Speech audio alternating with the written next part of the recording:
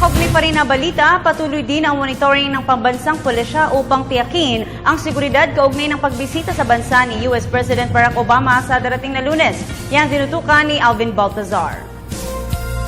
Walang natatanggap na banta National Police hinggil sa nakatakdang pagtungo sa bansa ni US President Barack Obama sa Lunes, Abril 28. Ayon kay PNP PIO Chief Superintendent Ruben Teodor Sindak, tuloy-tuloy pa rin naman ang pangangalap nila ng impormasyon upang masusing ma-validate ang sitwasyon sa pagtungo sa bansa ng Pangulo ng Amerika 6 na araw mula ngayon. Bukod sa intel gathering, isa rin sa pinagkakaabalahan ng PNP ayon kay General Sindak ay ang preparasyon ng kanilang Civil Disturbance Management Forces sa harap ng inaasahang kilos protesta ng mga militante sa panahon ng pagbisita ni Obama. Of course, we have also prepared on our side naman, on our end, sa Philippine National Police, meron na rin kami mga paghahanda tukol doon sa Civil Disturbance Management. Pagtiyak ng PNP, hindi nila papopormahin ang grupo ng mga realista gayong nais-anya ng palasyo na hindi magkaroon ng aberya sa pagbisita ng leader ng pinakamakapangyarihang bansa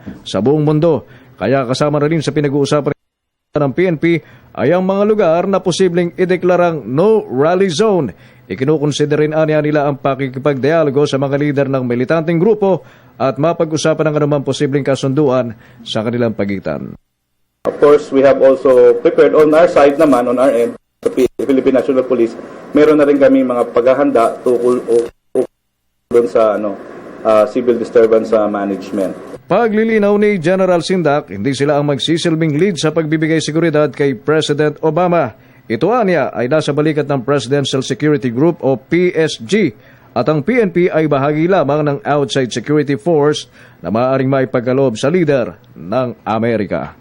Para sa Telebisyon ng Bayan, Alvin Baltazar.